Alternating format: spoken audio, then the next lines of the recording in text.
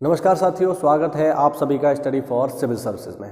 मैं निशित मिश्रा आज आपके लिए एक नई श्रृंखला शुरू कर रहा हूं जो कि है भारत की राज्य व्यवस्था की। ठीक है, इंडियन पॉलिटिक की ये नई सीरीज चलेगी। ठीक है, ये हमारा कंपाइलेशन पीडीएफ है जो हमने तैयार किया है स्टडी फॉर सिविल सर्विसेज ने।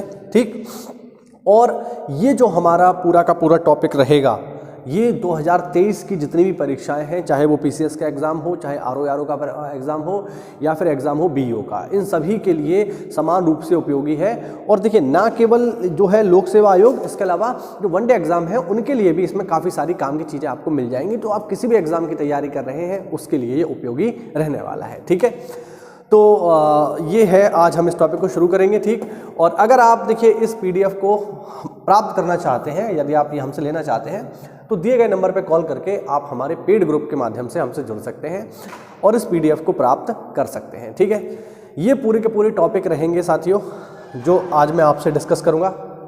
ये सारे के सारे टॉपिक रहेंगे जो हम इसमें पढ़ेंगे, जैसे भारत का संवैधानिक विकास, संविधान सभा, संविधान की मूल संरचना, संविधान सभा की समितियां, उद्देशिका, शासन प्रणाली, संघ तथा राज्य संबंध, नागरिकता, मूल अधिकार, इस तरीके से राष्ट्रपति, उपराष्ट्रपति, ये टोटल जो है हमारे इसमें 37 टॉपिक रहेंगे जिनको हम पूरी सीरीज चला करके यहाँ पर समझेंगे, जानेंगे और इसको देखने का प्रयास करेंगे।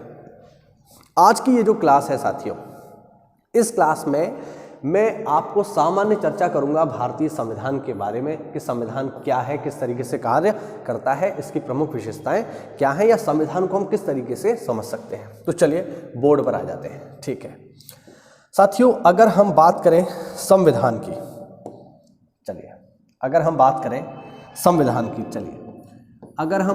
संविधान की, ठीक, तो जरा समझते हैं कि संविधान है क्या। इस टॉपिक को हम पीडीएफ से ही पढ़ेंगे, लेकिन थोड़ा सा मैं जो है इसमें बेसिक जो समझ है वो यहाँ पर आपसे बात करना चाहता हूँ।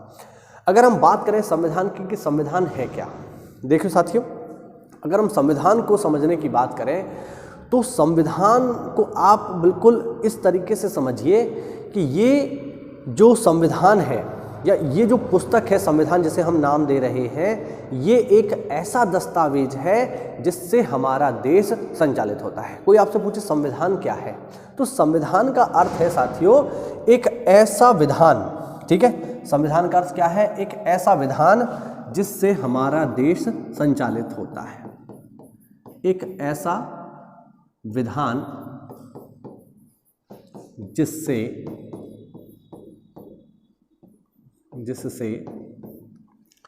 हमारा देश संचालित होता है। ठीक है, अगर कोई आपसे पूछे कि संविधान क्या है, तो साथियों संविधान एक ऐसा दस्तावेज है, ठीक है, या हम दस्तावेज भी कर सकते हैं, एक ऐसा दस्तावेज है, एक ऐसा विधान है, एक ऐसे नियम कानूनों का संग्रह है जिससे हमारा देश संचालित होता है। ये बिल्कुल वैसे ही है जैसे हमारा घर या कोई संस्था संचालित होती है। आपके घर के कुछ नियम हैं, जैसे क्या नियम है कि रात को 8 बजे तक आप हर हालत में बाहर सैर सपाटा करके, घूम फिर के, मार्केट करके घर वापस आ जाएंगे। आपके घर में नियम है कि सब लोग जो है 9-10 बजे तक खाना खा लेंगे। क्या आपके घर में ऐसा होता है कि कोई 12 बजे आ रहा है, कोई 1 बजे आ रहा है, कोई 2 बजे आ रहा है? नहीं ना, कुछ नियम है, उस नियम से आपका घर चल रहा है। घर के बुजुर्ग जो हमें बातें कहते हैं उनको हमें मानना पड़ता है, ये नियम है, सम्मान है, इसी से तो हमारा घर चल रहा है। या कोई भी संस्थान है, किसी भी संस्थान के कुछ नियम हैं। ठीक, कोई भी संस्थान, जैसे जब आप एक विद्यालय में पढ़ते हैं तो उसके कुछ नियम होते हैं कि सुबह 7:30 बजे आपको विद्यालय पहुंचना होगा, उसके बाद प्रार्थना होगी, उसके बाद फर्स्ट पीरियड लगेगा साइंस का, फिर मैथ का, फिर हिंदी का। ये एक संस्था के नियम है, इसी से तो संस्था वो चल रही है। अब इसमें इन नियमों का यदि पालन ना किया जाए, यानी जो टीचर्स हैं विद्यालय के वो अपनी मनमानी करने लगे कि हम तो साहब 12 बजे आएंगे, हमारी तो नींद नहीं खुलती, या विद्यार्थी जो है मनमानी करने लगे कि नहीं साहब हम 7:30 बजे नहीं आ सकते, हम तो 9 बजे से पहले नहीं आएंगे, 9 बजे आएंगे। तो जिस उद्देश्य के साथ वो विद्यालय चल रहा है कि बच्चों को शिक्षा देनी है, बच्चों को एक बेहतर इंसान बनाना है, क्या वो उद्देश्य कभी पूरा हो सकेगा? नहीं हो सकेगा। तो सीधी सी बात है, सीधा सा पॉइंट है ये कि जब आप बात करते हैं किसी भी लक्ष्य को प्राप्त करने के लिए, या किसी भी संस्था को बेहतर ढंग से चलाने के लिए, या किसी भी किसी भी घर को बेहतर ढंग से चलाने के लिए तो कुछ नियम, कानूनों, सिद्धांतों की आवश्यकता होती है। तो जिन सिद्धांतों से हमारा घर चल रहा है वो सिद्धांत हमारे घर को आगे बढ़ा रहे हैं। उसी तरीके से अगर देश की हम बात करें, देश को समझने का प्रयास करें साथियों, तो देश जो है, देश जिन चीज़ों से संचालित होता है उन चीज़ों को कहा जाता है संविधान। ध्यान रखना, संविधान क्या है? संविधान एक ऐसा दस्तावेज है जिससे हमारा देश संचालित होगा, देश आगे बढ़ेगा। इसी में तो लिखा है कि राष्ट्रपति की शक्तियाँ क्या होंगी, प्रधानमंत्री की शक्तियाँ क्या होंगी, प्रधानमंत्री कब तक अपने पद पे काम करेगा। अगर ये नियम हम इसमें नहीं लिखेंगे तो ये सारे लोग मनमानी करने लगेंगे। तो मनमानी ना हो सके, सबके अपने अपने जो नियम है, जो अधिकार है वो निश्चित बने रहे, इसके लिए काम करता है साथियों हमारा संविधान। तो संविधान क्या है? संविधान एक ऐसा दस्तावेज है जिससे हमारा देश संचालित होता है। उम्मीद करता हूँ आपको समझ में आया होगा कि संविधान क्या है। अब देखो, संविधान की अगर हम बात करें साथियों, तो संविधान जो है, ठीक है, ये जो शब्द है संविधान, या इंग्लिश में संविधान को हम क्या बोलते हैं? इंग्लिश में संविधान को हम बोलते हैं कॉन्स्टिट्यूशन। देखो, इंग्लिश में से क्या बोला जाता है? इंग्लिश में जैसे बोला जाता है कॉन्स्टिट्यूशन, ठीक। और कॉन्स्टिट्यूशन जो वर्ड है ये फ्रेंच भाषा के शब्द कॉन्स्टिट्यूटरे से आया है। कहाँ से आया है? फ्रेंच भाषा के शब्द कॉन्स्टिट्यूटरे से। जो कॉन्स्टिट्यूशन शब्द है ये कहाँ से आया है? ये आया है साथियों फ्रेंच भाषा के शब्द कॉन्स्टिट्यूटरे से, जिसका मतलब है टू मेक, बनाना। बनाना किसको? यहाँ पर हम बात कर रहे हैं देश को बनाने के संदर्भ में, ठीक। तो कॉन्स्टिट्यूशन जो वर्ड है ये कहाँ से आया है? फ्रेंच भाषा के शब्द कॉन्स्टिट्यूटरे से। आज के समय में जो देश जितनी ज़्यादा तरक्की कर रहा है, उस देश की तरक्की के पीछे उस देश के संविधान का बहुत बड़ा हाथ है, ठीक। ये बात कहने में कोई दो राय आपको नहीं होनी चाहिए कि देश की तरक्की में संविधान का सीधा सीधा हिस्सा होता है। तो अगर देश को बनाना है, देश को आगे बढ़ाना है, तो संविधान उसमें अपनी भरपूर भूमिका, एक महत्वपूर्ण भूमिका निभाएगा या निभाता है। ये बात बिल्कुल सत्य है। तो आपको ये चीज़ समझनी है कि संविधान क्यों हमारे लिए ज़रूरी है, ठीक है ना? क्योंकि इसी से पूरा देश संचालित होगा, इसी से देश की तरक्की की राहें आगे निकलेंगे, ठीक है। अब ये होने के बाद अब हम थोड़ा आगे बढ़ते हैं और अब हम देखते हैं संविधान का वर्गीकरण। बहुत बेसिक बात मैं आज यहाँ आपको बता रहा हूँ, ठीक है। संविधान का वर्गीकरण,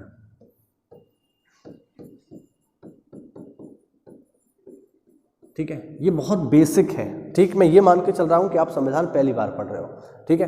वैसे तो ये बेसिक बातें हैं, हर व्यक्ति को पहले से ही पता होनी चाहिए, लेकिन फिर भी चलिए मैं बिल्कुल जीरो से स्टार्ट कर रहा हूँ इसको।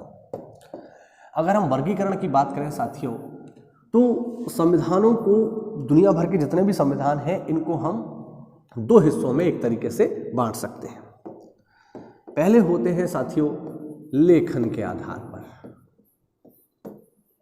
लेखन के आधार पर, और दूसरा जो इसका प्रकार है वो है संविधान संशोधन के आधार पर।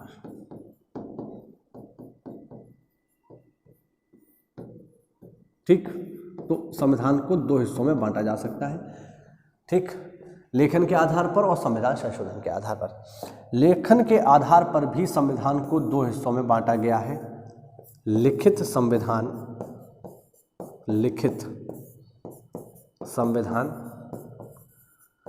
और दूसरा है साथियों अलिखित संविधान। बहुत ध्यान से इसको हम देखेंगे, बहुत आसानी से आपको समझ में आ जाएगा एक बार में, ठीक है। ये बेस है संविधान का वर्गीकरण। पूरी दुनिया की बात हो रही है यहाँ पर, तो पूरी दुनिया में संविधानों को दो हिस्सों में बांटा जाता है, ठीक है ना, लेखन के आधार पर और संविधान संशोधन के आधार पर। लेखन के आधार पर संविधान दो तरीके का होता है, लिखित संविधान और अलिखित संविधान। नाम से ही स्पष्ट है कि लिखित संविधान क्या होगा।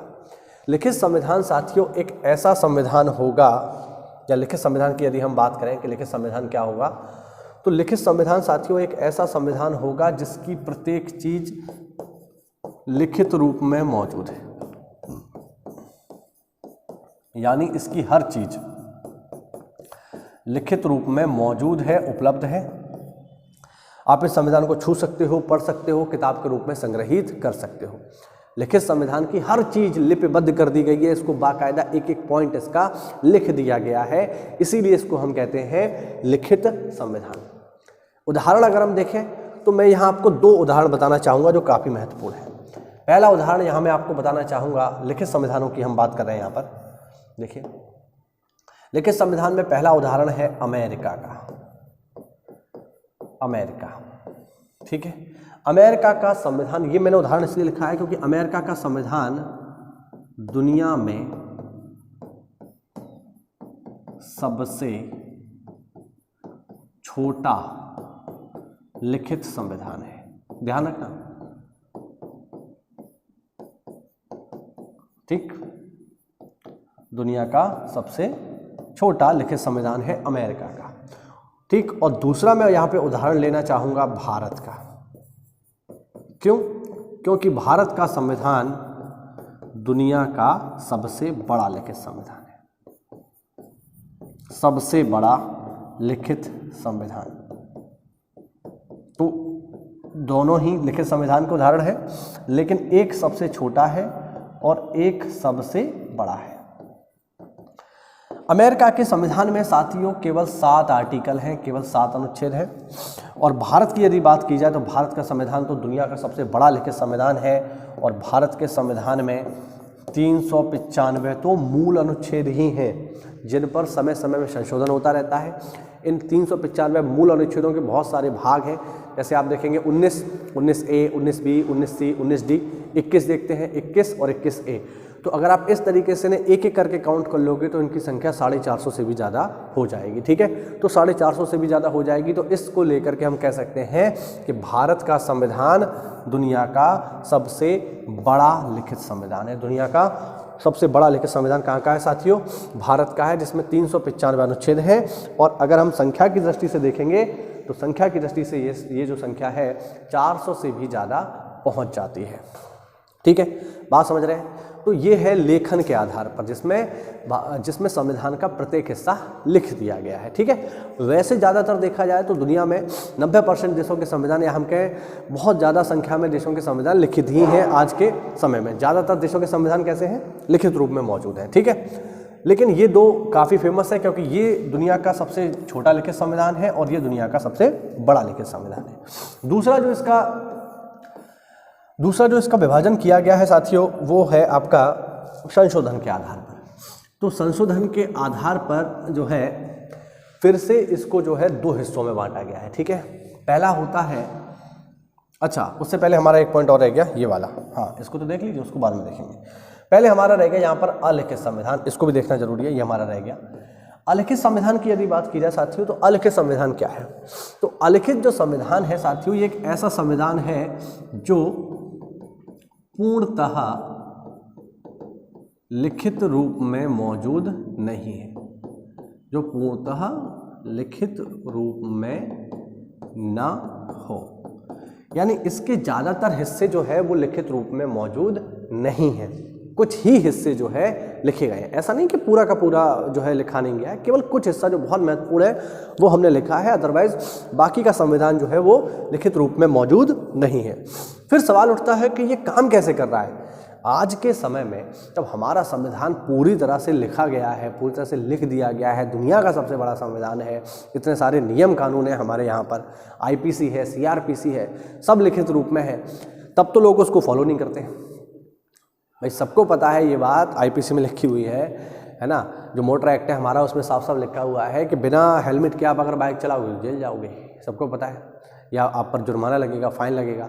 लेकिन लोग जो है कहाँ हेलमेट लगाते हैं? कोई नहीं लगाता, सबको पता है, क्योंकि सबके जो है चाचा विधायक हैं, तो लोग इससे बिल्कुल भी नहीं डरते हैं, जबकि सबको पता है ये एक कानूनी जो है अपराध है, ये कहीं ना कहीं देखा जाए तो सबको पता है दहेज लेना और देना अपराध है, लेकिन लोग दहेज लेते हैं, देते हैं, दोनों ही काम होते हैं। तो ये जो नियम है ये लिखे हुए हैं, लेकिन फिर भी लोग इन्हें फॉलो नहीं करते। तो सवाल उठता है, जो नियम लिखे हैं सबको पता है, लोग उन्हीं को जब फॉलो नहीं कर रहे, तो ऐसे नियम जो लिखे ही नहीं है, जो अलिखित रूप में है, जो अलिखित संविधान है वो तो लिखा ही नहीं है, लोग इसको कैसे फॉलो करते होंगे? तो देखो ध्यान रहे कि बहुत सारे नियम हमारे समाज में भी ऐसे होते हैं जो लिखित रूप में मौजूद नहीं है, लेकिन उनको लोग कानून से ज़्यादा फॉलो करते हैं। उदाहरण ले लीजिए इसका, हमारे यहाँ देखिए संविधान में आर्टिकल नंबर 21A, ठीक है, सॉरी, आर्टिकल 21 में साफ साफ लिखा हुआ है, अनुच्छेद 21 में ये लिखा हुआ है कि आपको प्रेम करने का अधिकार है। ना केवल प्रेम करने का अधिकार है, प्रेम विवाह करने का अधिकार है। अब अनुच्छेद 21 ने तो हमें अधिकार दे दिया कि तुम प्रेम कर लो, लेकिन अगर आप प्रेम करते हैं अपनी जाति से बाहर जाकर या अपने धर्म से बाहर जाकर, ऐसा संविधान में कहीं नहीं लिखा है कि आपको जाति में ही प्रेम करना है, जाति में ही शादी करनी है या अपने धर्म में ही शादी करनी है, नहीं, ऐसा कहीं नहीं लिखा। आप जिससे चाहे उससे विवाह या शादी कर सकते हैं, जिससे चाहे उससे प्रेम कर सकते हैं। अगर कोई स्त्री पुरुष से शादी करना चाहे पुरुष से कर ले, कोई स्त्री स्त्री शादी करना चाहे स्त्री से कर ले, ये तो बिल्कुल अधिकार है आज के समय में हमारे। लेकिन फिर बात आती है समाज की। अब संविधान तो कह रहा है कि जाओ शादी कर लो किसी से भी प्रेम कर लो, फिर आता है समाज कि तुम करके दिखाओ। अगर आप अपनी जाति से बाहर जाकर के विवाह करेंगे तो संविधान तो आपको विवाह करने की अनुमति दे रहा है, लेकिन ये समाज अनुमति नहीं देता। तो क्या होता है, सामाजिक रूप से आपका बहिष्कार होता है। पहले तो घर वाले ही आपको घर से बाहर कर देंगे, जायदाद से बेदखल कर देंगे, और अगर आप इससे बच भी जाते हैं तो समाज आपका बहिष्कार कर देगा, सामाजिक रूप से आपका बहिष्कार हो जाएगा। आपके घर कोई जाएगा नहीं, आपको अपने यहाँ कोई बुलाएगा नहीं, आप कितने भी पावरफुल हो, लेकिन जब आपको अपने यहाँ कोई नहीं बुलाएगा, कोई आपके यहाँ नहीं आएगा, तो आपको शर्मिंदगी महसूस होगी। सामाजिक दबाव बहुत ज़्यादा होता है इन चीज़ों पर लेकर के। तो जो नियम लिखा नहीं है लेकिन लोग उसको कितना अच्छे से फॉलो कर रहे हैं, जबकि संविधान कह रहा है, एक और संविधान है कि आप जिससे चाहे उससे शादी कर लो, और एक और समाज है कि नहीं, आप केवल अपने जाति वर्ग में ही विवाह करेंगे, अपने धर्म में ही विवाह करेंगे। तो आप देख लो, लोग किसकी सुनते हैं, संविधान की सुनते हैं या समाज की सुनते हैं? ऑब्वियस बात है, समाज की सुनते हैं, जबकि ये नियम लिखा हुआ नहीं है। तो इसी से आप समझ जाइए कि जो नियम लिखे हुए नहीं भी होते हैं लेकिन सामाजिक रूप से लागू होते हैं, उनका प्रभाव ज़्यादा होता है लिखे हुए नियमों से, और इसी प्रकार की परंपराओं पर चलता है हमारा अलिखित संविधान। ठीक, तो पहला तो आप ये समझ लीजिए कि अलिखित संविधान का जो आधार है ये क्या है। तो अलिखित संविधान साथियों रूढ़ियों और परंपराओं पर आधारित होता है। ठीक है, रूढ़ियों और परंपराओं पर आधारित होता है। ठीक है, रूढ़ियों और परंपराओं पर आधारित होता है हमारा अलिखित संविधान। ठीक, क्या इसका कोई उदाहरण भी है? क्या कोई देश इसको फॉलो करता है? तो बिल्कुल देश इसको फॉलो करते हैं। तो ध्यान रखना, अलिखित संविधान का सबसे बेस्ट एग्जाम्पल है जो इस देश को फॉलो, मतलब जो देश को फॉलो करता है वो है इंग्लैंड। इंग्लैंड का संविधान अलिखित संविधान का सबसे बढ़िया उदाहरण है। कैसे कि इंग्लैंड के संविधान में ये परंपरा है, ये नियम है कि रानी जो है वो सदैव राज परिवार से आएगी और प्रधानमंत्री का सदैव चुनाव होगा। वास्तविक शक्तियां प्रधानमंत्री के पास होंगी, रानी केवल बस हेड होगी, उसके पास पावर कुछ भी नहीं होगी, है ना। ये परंपरा है कि रानी एक ही परिवार से आएगी और सारी पावर प्रधानमंत्री के पास होगी। अब ऐसे में अगर प्रधानमंत्री मान लीजिए या जो आपके रानी हैं वो ये कहें कि भैया सबसे ऊपर तो मैं बैठी हूँ, तो मैं जिसको चाहूँगी उसको जो है प्रधानमंत्री बनाऊंगी, तो ऐसा नहीं हो सकता। या फिर प्रधानमंत्री ये कहे कि मैं जिसे चाहूँगा उसको रानी बनाऊंगा, या मेरी पत्नी रानी बनेगी क्योंकि मेरे पास पावर है, तो ऐसा भी नहीं हो सकता, क्योंकि ये दोनों ही सामाजिक रूप से मान्य नहीं है। तो ध्यान रखना, इंग्लैंड का संविधान दुनिया का अलिखित संविधान का सबसे बेहतर उदाहरण है, सबसे बढ़िया उदाहरण है। ये आपको समझ में आया होगा, लिखित संविधान और अलिखित संविधान। चलिए आगे बढ़ते हैं और अब हम आते हैं इसके दूसरे हिस्से पर, जो कि है संविधान का वर्गीकरण संविधान संशोधन के आधार पर। चलिए देखते हैं। तो साथियों, संविधान संशोधन के आधार पर भी संविधान को दो हिस्सों में बांटा गया है। पहला हिस्सा है नम्य संविधान और दूसरा है अनम्य संविधान। देखिए, नम्य संविधान का मतलब क्या है? लचीला, फ्लेक्सिबल। नम्य का मतलब क्या है? फ्लेक्सिबल यानी लचीला। लचीला का अर्थ हुआ जो आसानी से मोड़ा जा सके, जिसे आसानी से मरोड़ा जा सके, यानी जिसमें आसानी से परिवर्तन किया जा सके, उसकी आकृति को बदला जा सके, तो वो है नम्य। और दूसरा है अनम्य, जो आसानी से परिवर्तित ना हो, उसे हम बोलेंगे अनम्य। तो बहुत सिंपल सी बात है, संविधान संशोधन के आधार पर है तो ऐसा संविधान जिसमें परिवर्तन की प्रक्रिया आसानी से पूरी हो जाए। ध्यान रखना, एक ऐसा संविधान जिसमें संशोधन की प्रक्रिया आसानी से पूरी हो जाए उसे हम बोलेंगे साथियों नम्य संविधान। जो आसानी से चेंज हो जाए वो नम्य संविधान, ठीक है। जिसमें संशोधन की प्रक्रिया आसानी से पूरी हो जाए वो कहलाएगा नम्य संविधान। दुनिया में सबसे ज़्यादा नम्य संविधान साथियों इंग्लैंड का है। ध्यान रखना, इंग्लैंड का संविधान दुनिया में सर्वाधिक नम्य संविधान की श्रेणी में आता है। सर्वाधिक नम्य संविधान इंग्लैंड का है। और अनम्य की बात करें तो ऐसा संविधान जिसमें संशोधन की प्रक्रिया बहुत मुश्किल से या बहुत जटिलता से पूरी हो, ऐसे संविधान को कहा जाएगा साथियों अनम्य संविधान। और दुनिया में सबसे ज़्यादा अनम्य संविधान है अमेरिका का। अमेरिका का संविधान दुनिया का सबसे कठोर संविधान है, सबसे कठोर संविधान है, इसीलिए तो संशोधन नहीं होते, और संशोधन नहीं होते इसीलिए तो केवल 7 आर्टिकल है। अगर हमारे यहाँ संशोधन आज जैसे आसानी से हो जाता है, इसी तरीके से अमेरिका में संशोधन हो रहा होता तो हमारी तरह 700 आर्टिकल ना पहुँचा लेते। तो ये बात आपको समझनी है कि सबसे ज़्यादा कठोर है तो संशोधन नहीं होगा, संशोधन नहीं होगा तो अनुच्छेद बढ़ेगा कैसे, इसीलिए सबसे कम अनुच्छेद कहाँ पर है, अमेरिका के संविधान में है। तो ध्यान रखना अमेरिका का संविधान सर्वाधिक अनम्य संविधान है, याद रखेंगे। सर्वाधिक अनम्य संविधान कहाँ का है, अमेरिका का। अब हम जरा भारत की बात करते हैं। तो अगर हम भारत की बात करें तो देखो भारत ने तो बहुत सारी चीज़ें अमेरिका से भी ली हैं। जैसे क्या क्या लिया है, जैसे राष्ट्रपति का जो है आपका जो आपका सुप्रीम कोर्ट है वो हमने जो है अमेरिका से लिया है, मूल अधिकार है वो भी हमने अमेरिका से लिए हैं, ठीक है ना। तो ये सब चीज़ें हमने अमेरिका से ली हैं। बहुत सारी चीज़ें हमने इंग्लैंड से भी ली है। जैसे क्या क्या लिया है, संसदीय प्रणाली हमने कहाँ से ली है, इंग्लैंड से ली है, ठीक है ना। एकल नागरिकता कहाँ से ली है, इंग्लैंड से ली है। तो हमारे पास तो बहुत सारी चीज़ें इंग्लैंड से भी हैं और बहुत सारी चीज़ें अमेरिका से भी हैं। इसीलिए हमारा संविधान लचीला भी है और कठोर भी है। यानी हम कहें कि भारत का संविधान नम्यता और अनम्यता का मिश्रण है तो ये कथन गलत नहीं होगा, क्योंकि वास्तविकता में है हमारा संविधान थोड़ा सा कठोर है, थोड़ा सा मुलायम है।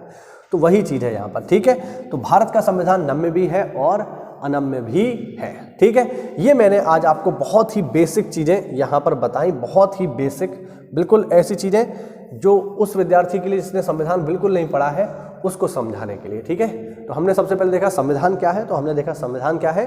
संविधान है साथियों एक ऐसा दस्तावेज जिससे हमारा देश संचालित होता है, जिससे हमारा देश चलता है। फिर हमने देखा संविधान का वर्गीकरण, तो हमने देखा 2 हिस्सों में बटा हुआ है, लेखन के आधार पर और संशोधन के आधार पर। लेखन के आधार पर 2 प्रकार का होता है, लिखित संविधान जो लिखा हुआ हो, अलिखित संविधान जो लिखा हुआ ना हो।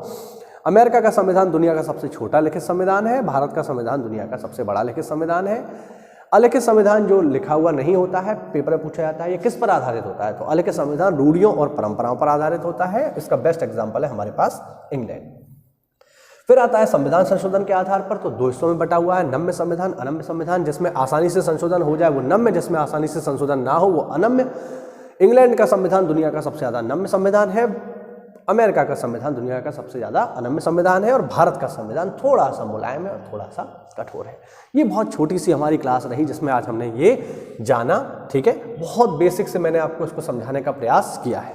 उम्मीद करता हूँ इस क्लास में आपको कुछ ना कुछ समझ में आया होगा। अगर आप बिगनर हैं तो इसको पूरी सीरीज को फॉलो करिए, संविधान का एक एक पॉइंट आपको क्लियर हो जाएगा। पेपर में कोई भी सवाल आपको दिक्कत नहीं देगा, ये मेरा भरोसा है। तो अगर चैनल पर नए हैं तो चैनल को सब्सक्राइब करिए, वीडियो को लाइक करिए और वीडियो कैसा लगा कमेंट के माध्यम से जरूर बताइए। मिलते हैं अगली क्लास में, तब तक के लिए जय हिंद, जय भारत, वंदे मातरम।